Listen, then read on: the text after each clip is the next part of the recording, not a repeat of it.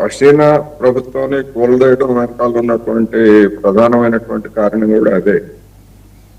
అమెరికాకి కనుక లొంగిపోయి ఆ ఐలాండ్ కనుక ఆమె ఇచ్చి ఉంటే ఈ సమస్య ఆమె భద్రంగా అక్కడే అధికారంలో ఉండేవారు.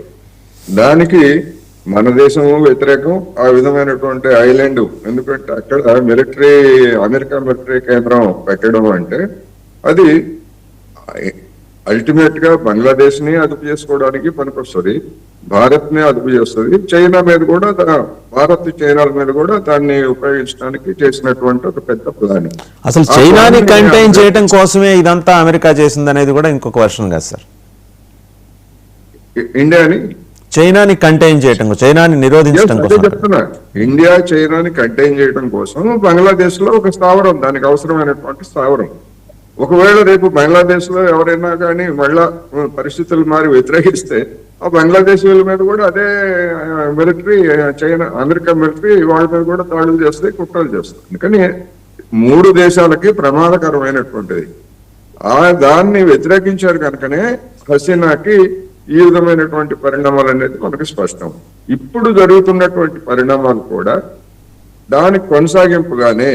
అయితే దీని ద్వారా ఏమి సాధించదలుచుకుంది ఏంటి అనేటువంటిది మనకి ఇంకా వివరాలు రావాలి. కానీ దీని వెనకాల మాత్రం ఖచ్చితంగా అమెరికా హస్తం ఉన్నది. ఎందుకు అంటే అక్కడ ఉన్నటువంటి పరిస్థితుల్లో ఇవాళ రేపు అధికారానికి ఎవరు వస్తారు ఏమిటంటే ఇప్పటి వరకు అంటే ఫిబ్రవరిలో జరిగేటువంటి ఎన్నికల్లో ఇప్పటి వరకు వస్తున్నటువంటి వార్తలను బట్టి జమాతే ఇస్లామే నంబర్ 1 గా ఉంది. అయితే అబ్సల్యూట్ మెజారిటీ దానికి రాకపోవచ్చు. జమాతే ఇస్లామీ, అదేవిధంగా బంగ్లాదేశ్ నేషనలిస్ట్ పార్టీ, ఈ రెండింటిని కలిపి ఒక సంకీర్ణమైనటువంటి ప్రభుత్వం వచ్చే అవకాశం ఉందని చెప్తున్నారు. అంటే ఒక విధంగా చెప్పాలంటే ఫండమెంటలిజం అనేటువంటిది బంగ్లాదేశ్ లో మరొకసారి, గతంలో బిఎన్పి ఫండమెంటలిస్ట్ పార్టీని, అది అందులో ఏం సందేహం లేదు. ఇప్పుడు మళ్ళా మరొకసారి పెద్ద ఎత్తున ఈ శక్తుల్ని రంగంలోకి తీసుకురావడానికి అమెరికా చేసింది. అయితే ఇతన్ని ఎందుకు చేశారు అంటే కొన్ని వర్షన్స్ ఏంటంటే ఇతను ఇండిపెండెంట్, ఈ సంస్థ మీద కూడా బ్యాన్ ఉంది.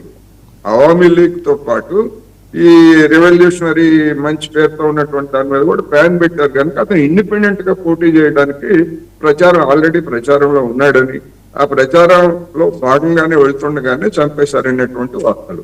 సరే, అది ఎంతవరకు ఏంటనేటువంటి అయితే డెఫినెట్ గా దీని వెనకాల అమెరికా హస్తం ఉంది. అమెరికాకి అనేకమైనటువంటి ఎత్తుగడలు ఉన్నాయి. భారతదేశంలో జరుగుతున్నటువంటి పరిణామాలను మనం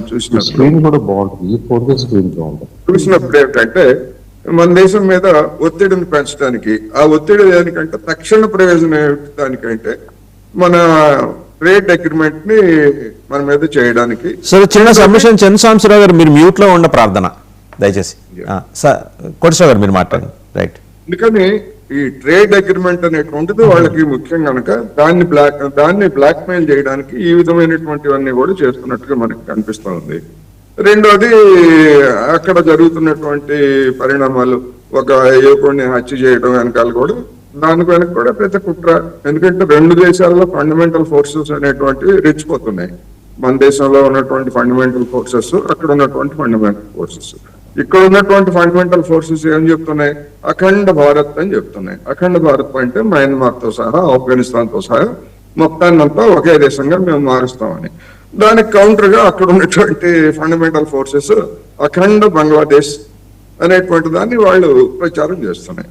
అందుకని రెండు దేశాల్లో ఉన్నటువంటి సిచ్యువేషన్ ని ఉపయోగించుకోవడానికి అమెరికా పెద్ద ఎత్తున ప్రయత్నిస్తూ ఉంది.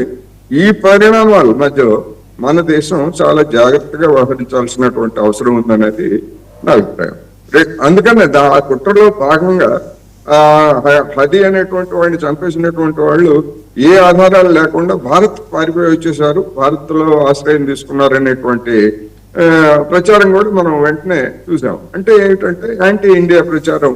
అప్పటికే హసీనాని అప్పగించలేదు లేదా హసీనాకి మద్దతు ఇస్తుంది అనేటువంటి ఒక వాతావరణం ఉన్నటువంటి పరిస్థితుల్లో వీడిని కూడా చంపేసిన వాళ్ళని కూడా భారత్కే తరలించారు, అక్కడ రక్షిస్తున్నారు అనేటువంటిది యాంటీ ఇండియా అనేది. అందుకని ఇది చాలా సున్నితమైనటువంటి వ్యవహారం కనుక మనం కూడా చాలా జాగ్రత్తగా ఉండాలి. అమెరికా కుట్రని మనం ఎవరైనా మనం ఏమాత్రం ఉపేక్షించినా గానీ అది మనకి మరింత ముప్పు తెచ్చేటువంటి అవకాశం ఉందనేది నా అభిప్రాయం. రైట్, ఒకసారి పాపరావు గారి దగ్గరికి వెళ్దాం. పాపరావు గారు, సెయింట్ మార్టిన్స్ ఐలాండ్ లో దిగిన